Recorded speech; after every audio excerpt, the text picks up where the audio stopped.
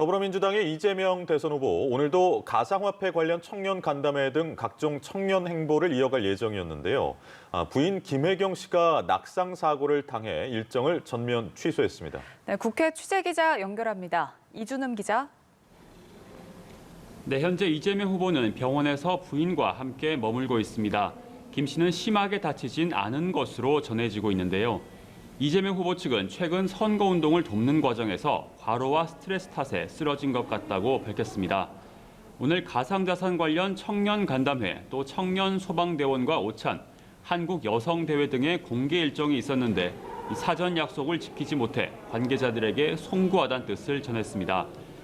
한편 민주당 지도부는 일상회복과 개인 방역 지원을 위한 위드 코로나 방역 지원금 지급을 추진하겠다며 내년 예산에 반영해 1월에 지급하겠다고 밝혔습니다. 이재명 후보가 주장한 전국민 재난지원금을 사실상 공식화한 겁니다.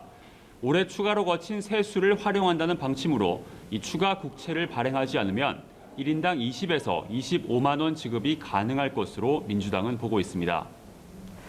네, 국민의힘 소식도 알아보죠. 윤석열 후보의 오늘 일정은 어떻습니까?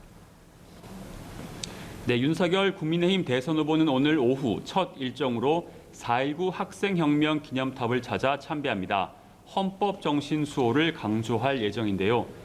윤 후보는 앞서 헌정회를 방문한 자리에서 광주 5.18 민주묘지를 방문하기 전 헌법 전문에 있는 4.19 민주묘지를 찾아야 한다는 지적을 받고 참배하겠다는 뜻을 밝힌 바 있습니다. 내일은 전두환 옹호 발언과 개 사과 논란 이후 처음으로 광주를 찾습니다. 호남 시민들에게 사과하고 호남 개발 공약 등도 내놓을 예정입니다. 윤 후보는 오후엔 전국 여성대회에 참석합니다.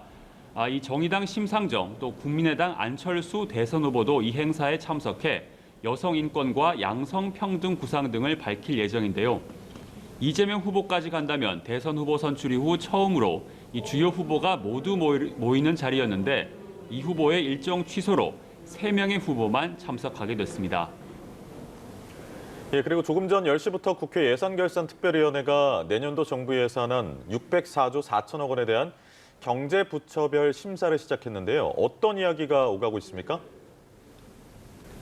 네, 코로나19 경제위기 극복을 위한 방법, 특히 정부의 확장 재정 기조를 둘러싼 여야 공방이 이어지고 있습니다.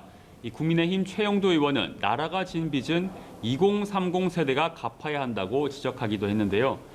또 전국민 재난지원금을 둘러싼 여당과 야당 그리고 정부의 입장이 다 다른 점도 주요 현안입니다.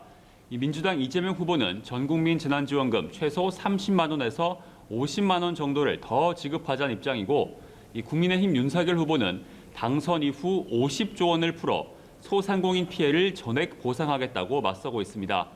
하지만 정부는 후보들의 두 안에 대해 모두 어렵다는 입장이어서 이 논의가 어떻게 흘러갈지도 관심사입니다. 지금까지 국회에서 전해드렸습니다.